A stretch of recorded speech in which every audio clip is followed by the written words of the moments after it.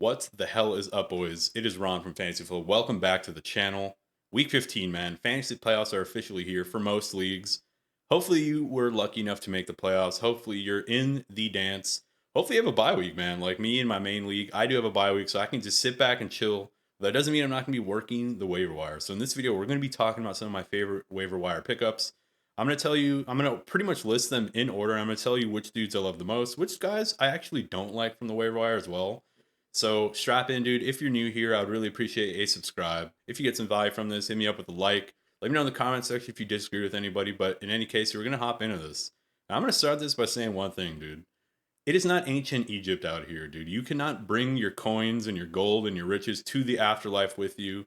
And what I mean by that is spend your fab, dude. If you have the number one waiver priority, maybe you hold off a little bit because there aren't these like super clear, like bona fide rest of season starters, but there are some dudes that can potentially be pretty good as I get further down this waiver wire list. So spend your money, dude. That's essentially the motto of this week.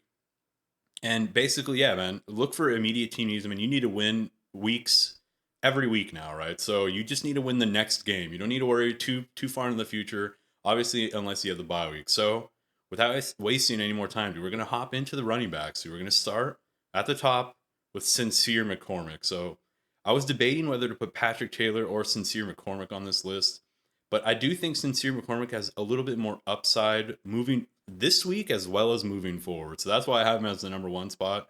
Basically, this man's actually looked pretty good, dude. And Alexander Madison, when he was like kind of the quote unquote starter, didn't really look that great. He was averaging like 3 yards per carry, no explosives, not a lot of like, big plays to kind of keep that job through his injury. So he's obviously been out the last 2 weeks. And Sincere McCormick, dude, coming from the practice squad, I don't like the man's name is an adjective, and he's been looking good, dude. And I know a lot of people might be thinking, yeah, but what about when Madison comes back? What about when Zamir White comes back? Listen, I saw Zamir White recently on LinkedIn. He toggled on his open to work feature. Like he's not going to be playing football for the Raiders anytime soon, dude. This man is looking for a new job. They were over him, dude. He had no explosives. He was very bad, like between the tackles, which is usually what his bread and butter was. So Zamir White is not a threat, dude. I think moving forward, for the Raiders, it's really just going to be Sincere McCormick. Maybe Alexander Madison gets a little bit of work, but I can just see the Raiders turning to McCormick, for good and just to see what he has, right? Because they're out of the playoffs. They don't have anything to play for. So I think McCormick's going to be the guy. From 11% snaps to 62%. And he actually like had decent production on that, right? And Amir Abdullah really didn't do much. So that's why Sincere McCormick's my number one guy. I mean, if you need a running back, if your running back starved, maybe you've been fucking starting DeAndre Swift the way I have. I might, pivot to some of these more exciting younger guys where they might actually give him like a real workload, right? Because DeAndre Swift's not getting that shit. So next on the list is going to be Patrick Taylor. He is the 11th string running back for the 49ers. I mean, at this point, dude, Isaac Guerrero gets his foot sprained, so he has an ankle sprain. He's probably going to miss the next game, but we don't really know yet. But in any case, you just got to drop, you got to open up the coffers, dude, drop the money on Patrick Taylor because a fucking 49ers running back, dude, two certainties in the NFL. 49ers running backs will pop off, and 49ers running backs will get injured. So be prepared, man. If you pick this dude up, that's why I don't have him as my number one pickup. If you pick this dude up, he's gonna pop off for 20 points, and then he's gonna like die. He's just gonna like get sniped. He's gonna have a heart attack. Something catastrophic is gonna happen, man. Like, obviously, I'm joking. I hope nothing like that happens to him, but that just seems to be par for the course, man. They produce like like they're the best running back in the NFL, and then they get injured. So be prepared for something like that to happen, but you do need to pick them up just to see what happens. It's kind of speculative. A couple of other stashes that are a little bit like also speculative. I mean, most people would say, why would you pick up the backup to the backup? But we were thinking the same thing about Garendo, right? So you should probably pick up Keyshawn Vaughn and Isiah Davis just in case, dude, because of the fact that these dudes get injured like it's going out of fashion. And the third player on the running back list is going to be Tank Bigsby. Basically, he comes back from injury and he's right back where he picked up, man. Like he's been kind of banged up for a while, but if you guys remember before he got injured, before the bye week, I think for them, I can't really remember exactly, but he was like the RB1 for them. They pretty much turned to him. Trevor Trevor Etienne, Travis, doesn't matter, Lakers in 5. He was dog shit, dude. He was just bad, unplayable. Um, I don't know if it was necessarily his fault. A lot of the plays, dude. I don't know if you're an ETN owner, maybe you agree with this. A lot of the plays, like he'd get the ball and there'd be like 2 defenders around him instantly. Like, the offensive line was dog shit. It's kind of similar to the DeAndre Swift issue. It's like, why aren't you using him where his strengths are, like in open space, dump offs, screen passes? I don't know. They tried to a little bit, but he's just not doing much with it. So Tank Bigsby, you just have to pick him up because he's getting a lot of work. I mean, 18 carries for 55 yards and a touchdown while splitting work. Imagine if they just moved to him full, officially the rest of the season. And I know it's a Mac Jones offense, but it can still be serviceable for fantasy football. So, next name on the list is Isiah Davis. I mean, some people were theorizing or speculating that this could happen because Braylon Allen was getting hyped up by everyone. But essentially, Brees Hall goes down. We don't really know what's up with him, if they're going to shut him down, if he's going to play. Is he going to even play this week, even if they don't shut him down? We just don't know, right? So the Isiah Davis ends up pretty much splitting perfectly down the middle with Braylon Allen. But Isiah Davis is the one who gets into the end zone. So we have to spend some money on him because it's just a murky backfield, right? In terms of the injury, in terms of, Braylon Allen versus Davis, like, who are they going to give more work to? Is it going to remain a split? Maybe they lean toward Davis because he produced a little bit more. You got to pick him up, dude, because of that.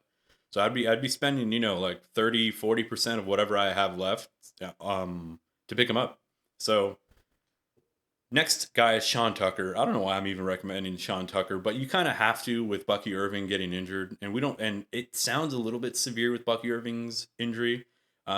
The concern here is that they probably just give most of the work to Rachaad White the way they did last week, right? So Sean Tucker might not do much, man. Like, when he actually was relevant, it was earlier this season, bro. He spawned in fucking, level 1, no guns, no armor, nothing, no loot, spawns in, drops 35 points. My dumbass fucking league mate spends all of his fab in multiple leagues on him.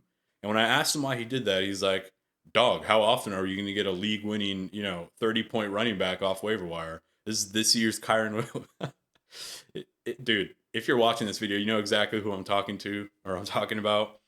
And then this man just disappeared into the ether since then, hasn't done anything. It became the Bucky Irving Rachaad White show, which, that's when they were operating at their best. So this man is really just like a speculative deep stash.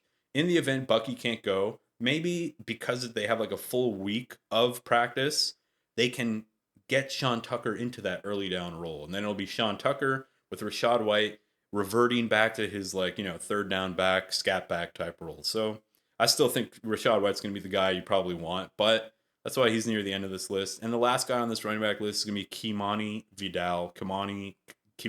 I don't fucking know how to say this man's name. He hasn't earned me saying it right anyway.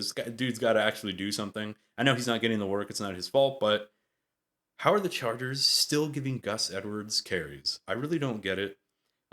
It's masochism at this point, making us watch Gus Edwards, hold the ball. I know he got a touchdown last week. That's pretty much what he's like good for nowadays, right? Like, I don't mean to shit on this man. I know he was great and he's like a great early down back, but he just doesn't look like he has it anymore. So Kimani Vidal, at some point, they're going to have to turn to him, right? They're going to have to give him a little bit more work, a little bit more of the early down work. And they're like, why not shift to him, right? He might have some juice. This Chargers offense kind of like starving for big plays, bro. They just don't score a lot of points. And yeah, that does it. Just pick up Kimani Vidal. Maybe they move to him. Like, it's the perfect formula for one of those like fantasy playoff week or league winning players, right? Like a really thin running back room ahead of him. The dude ahead of him is actually bad and not performing well. If you're to get injured and he's on a good team with a good O-line, like, there's a lot of fucking signals here, right? A lot of like smoke. There's a lot of smoke here, so there might be a fire soon. So pick up Vidal, throw him on your bench, and just to see what happens. He's a great stash. Like, think of him like a high upside handcuff. And now we move on to the wide receivers, man. The first guy on the list. This man has been a mainstay on the wide receiver waiver wire list pretty much all season. It's Adam Thielen. He's just a must-add, dude. You got to pick this man up. He's the wide receiver 9 with Bryce Young. Insane. 17.3 points per game since he returned. We should all collectively eat a bag of shit on Adam Thielen, dude. Everybody was saying he's too old, that he's not going to be able to produce. He's just a slot player. He's not going to do much. Xavier Legette, this exciting first-round rookie. Adam Thielen, dude, he just keeps trucking along. He's a safety valve. He's a red zone threat. He's a safety valve. He gets like intermediate routes, not only like short yardage, like close to the line of scrimmage stuff. And Bryce Young looks great, dude. So pick up Adam Thielen, dude. I'd be starting him rest of the season, to be honest, because this team is actually good, man. They're well coached. They have a good team, a good running game. I'm really excited about Chuba Hubbard moving forward, to be honest. I have him on in my main league, and I'm gonna be pumped to start him in the playoffs, bro. There's some players that you're not pumped to start. Chuba's not one of them. But anyway, next player on the list, with all the same points that I just mentioned, is Xavier Legette, except I'm a little bit down on him, bro. I don't know if we should actually be picking him up. I'd stay away from him perfectly or personally. He's just not getting like valuable targets and valuable routes. He's not getting the easy layup stuff. He's kind of the sacrificial wide receiver on the team. They're making him run these like deep crossers and like routes that take a while to develop for a team that doesn't really like they don't really have enough time to like let these types of routes develop, bro. Like Bryce Young's always like scattering around the pocket, like trying to find time. So maybe I'm wrong. I don't know. Maybe their offensive line's been much better lately, but it just seems like he's not getting the valuable stuff. Um, I just don't know if you'll ever feel confident starting him, right? Like in these next 3 weeks, fantasy playoffs, is there going to be a time where you're like, yes, I'm going to be starting Xavier Legette? You're just not going to feel confident, man. It's not even a dart throw because he doesn't even have like a ceiling, right? Like a dart throw play, if you're desperate, is a guy like Xavier Worthy, not an Xavier Legette, right? So moving on now, two names together, Elijah Moore and Cedrick Tillman. They're probably not available on most waiver wires, but if they are, you got to pick them up.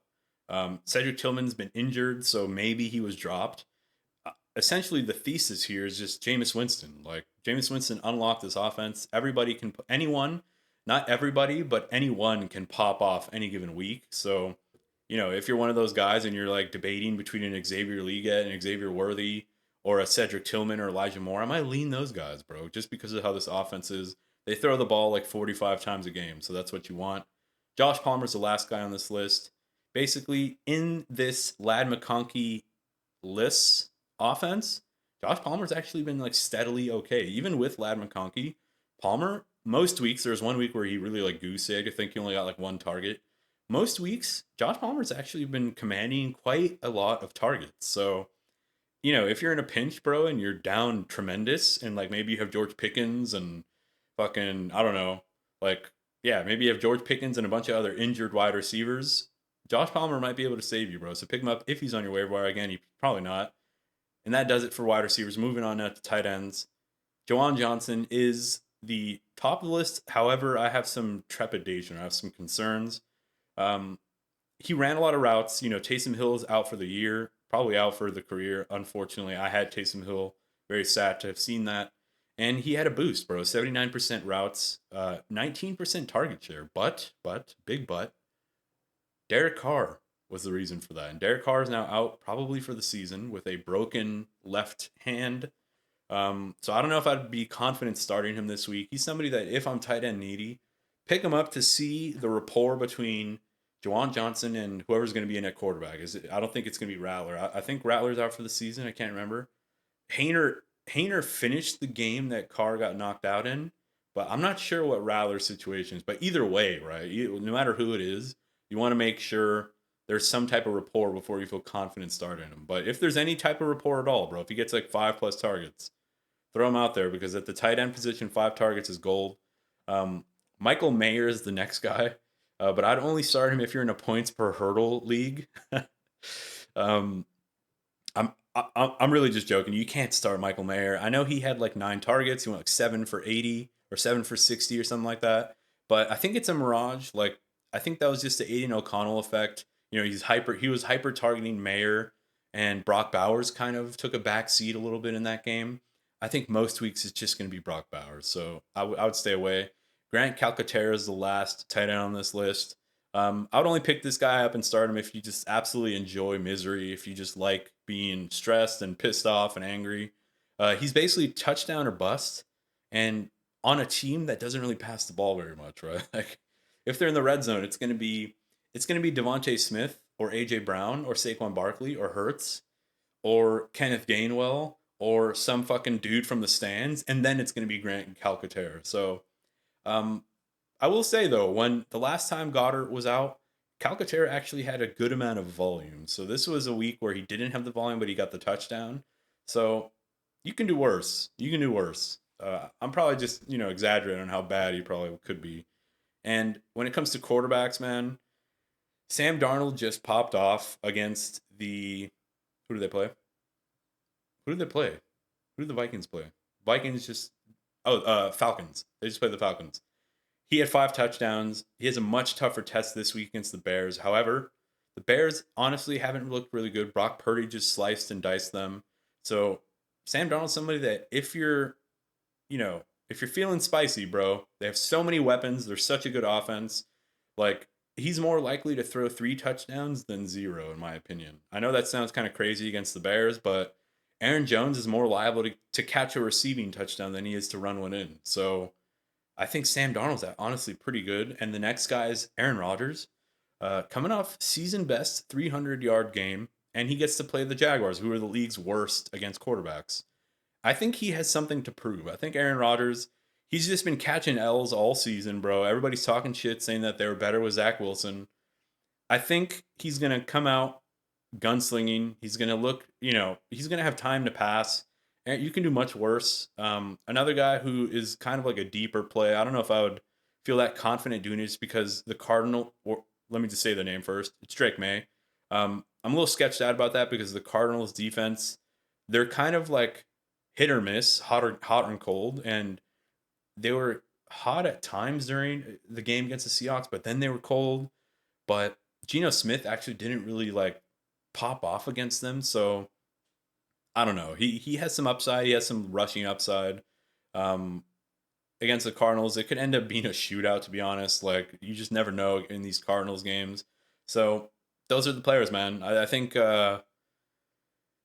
got to win this week, man. You got to win the next week. Don't be thinking too deep into the season. Don't be looking at week 16 and 17. You got to win this week, man. Good luck, bro.